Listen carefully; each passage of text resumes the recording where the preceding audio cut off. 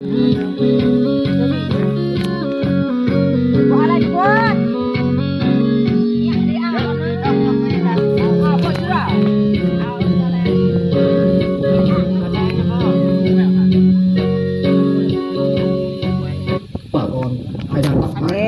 con nè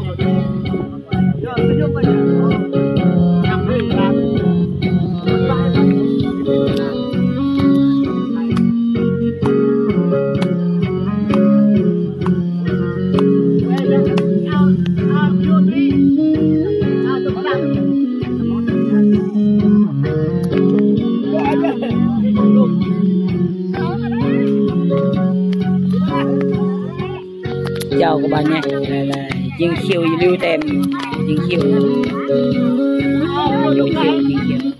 lưu lại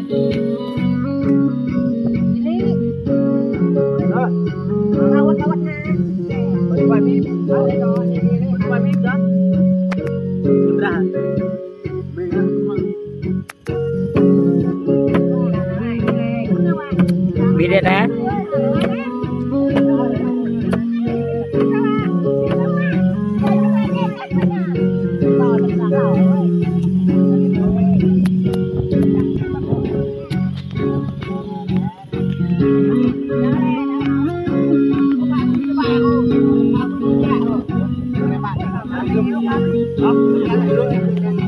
lu air naik dia, ngel, du apa lu air naik dia.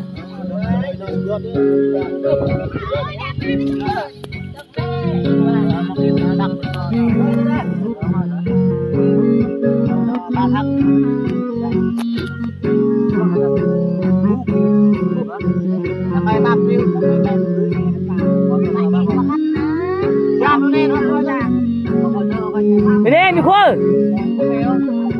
mày yun đứt này cái người ta to he, khô lại, gấp cái ta rất cái nhưng mà yun lên, yun nhẹ như vậy yết rất yom đấy.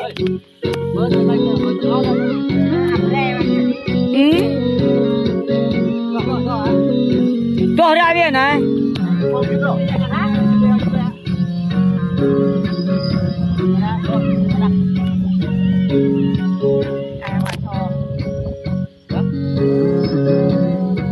Betul eh? Emak alik mak kue ya? Bojong eh? Mak pelai nyumbang udah nyam dia.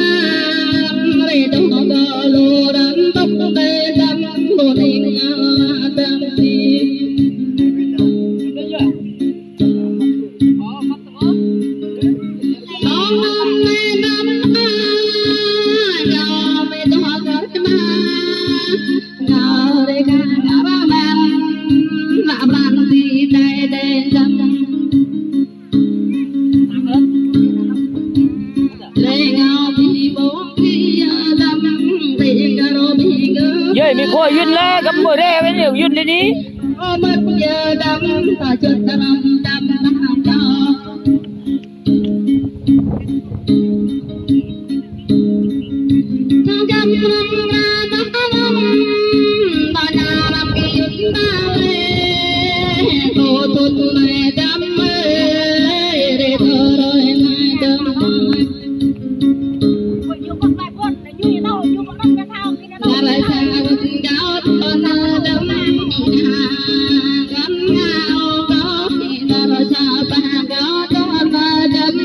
Hãy subscribe cho kênh Ghiền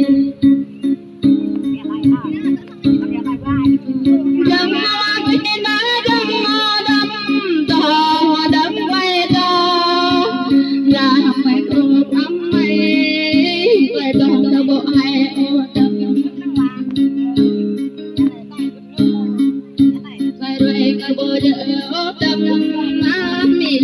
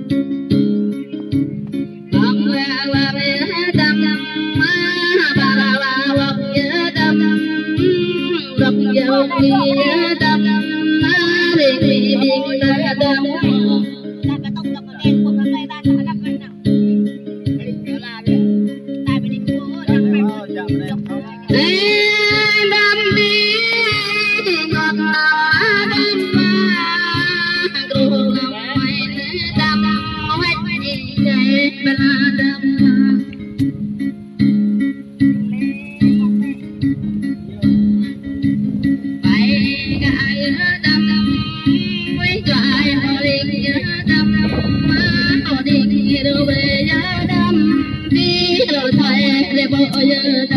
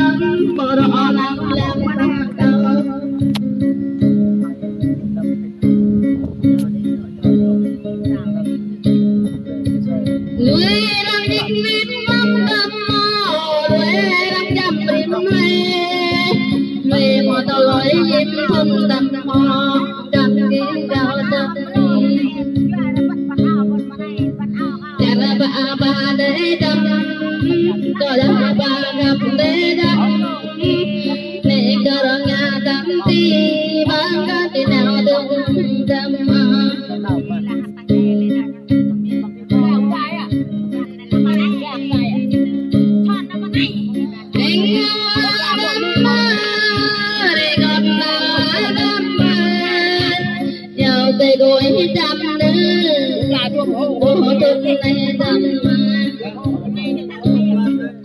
về quê giang quê nữa đâm nhóm kỵ cô về nữa về quê giang quê nữa đâm về nhóm kỵ gặp về